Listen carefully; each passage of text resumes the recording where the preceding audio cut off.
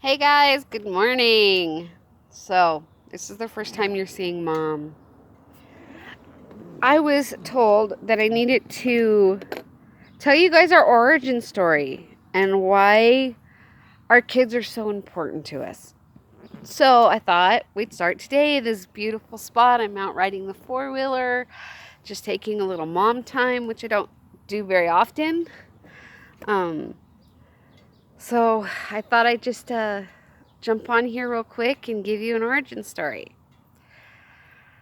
So, myself, I grew up in Las Vegas, and my parents were drug addicts. Um, my parents were in the 70s, they did all the things that they did in the 70s, and they got pregnant with me. They did obviously pot, but they also did the hard stuff. They did cocaine, cocaine or speed or, all of the hardcore drugs. My parents were very much into that. And they weren't ready to be parents. And they were 16 when they had me. So my grandparents thought they needed to get married so I could have my dad's last name. So they got married and the violence started. And by the time I was 18 months old, they were divorced, which was fine because I have the most amazing sisters and brothers from my dad that a girl could ask for. And I was raised by my grandparents. But, obviously having parents that are drug addicts, my mom would come and take me. And then when my grandfather died, I was 6 years old. And my grandfather passed away. And then I ended up having to live with my mom permanently. That was a very traumatic experience, my mom being a drug addict and whatnot.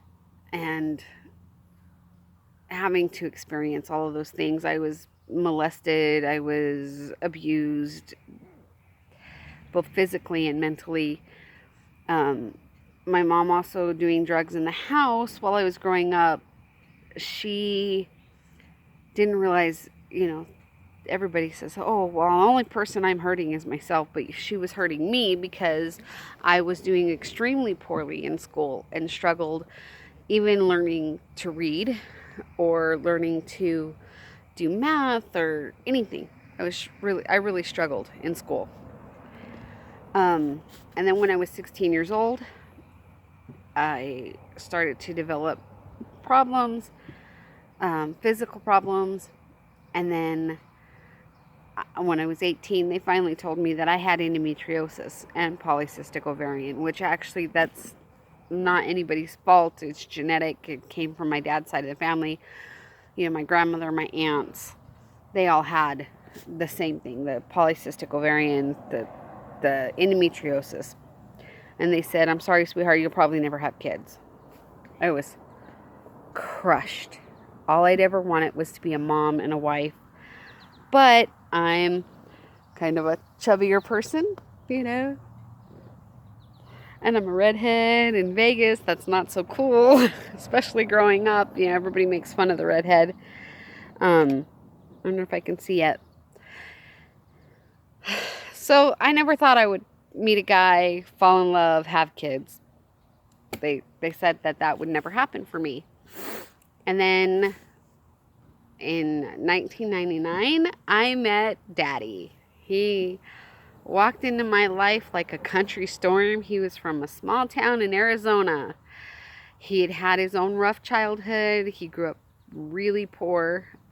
His parents were cattle ranchers, and they were vegetarians, so they didn't get to eat very much. And he grew up rough. He grew up tough and strong. He's a true cowboy because he's actually been on horses and grew up just what a blessing he was. And he had been told that he may not be able to have kids either, and he loved me anyway, even though I told him we may never have kids. And he looked at me and he says, we'll adopt, which was amazing. And he just swept me off my feet. We were married within 3 months. We have now been married for, oh my gosh, 19 years. 19 years. That's pretty amazing. We tried for several years, maybe hoping that we could have kids. And then we just decided we were going to just enjoy being together and being, husband and wife. And we traveled. We did truck driving for a while. And then one afternoon, a friend of mine called and she said that she needed someone to take her beautiful little girl. She had just had her just for a couple months. So I went off the semi and I started taking care of this amazing little girl.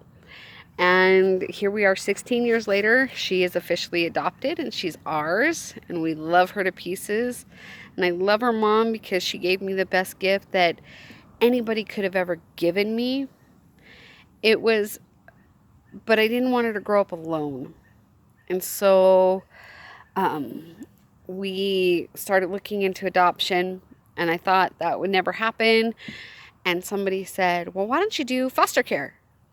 And so we did foster care for a while, and it was great. We had a couple of foster boys before we got our son, Glenn, and then we got Glenn. And when he was 6 weeks old, we found out we were pregnant, which you could have blown me over with a feather. I was so shocked because we weren't even trying at that point. We weren't even considering that we could have kids. And so I was very careful my whole pregnancy. I almost lost her twice. I lost a lot of blood during the pregnancy, and it was just traumatic and dramatic. But here she is. She's 10 years old, and she's that beautiful little redhead that you see running around, and she's all spice and vinegar and wrapped up in a big old blanket of sweetness. The other two, the twins, was a total surprise. We were in Colorado and found out we were pregnant with twins. It was so funny because I was planning to do it as a joke. I took a home pregnancy test, and I put it down, and then it was Father's Day. We were taking Daddy out for the day. We were going to go do all of Daddy's favorite things. We went to his favorite restaurant. We took him to all the sporting stores and just had a great time. Came home and I was like, oh yeah, I forgot about that thing. It's just sitting on the counter in the bathroom.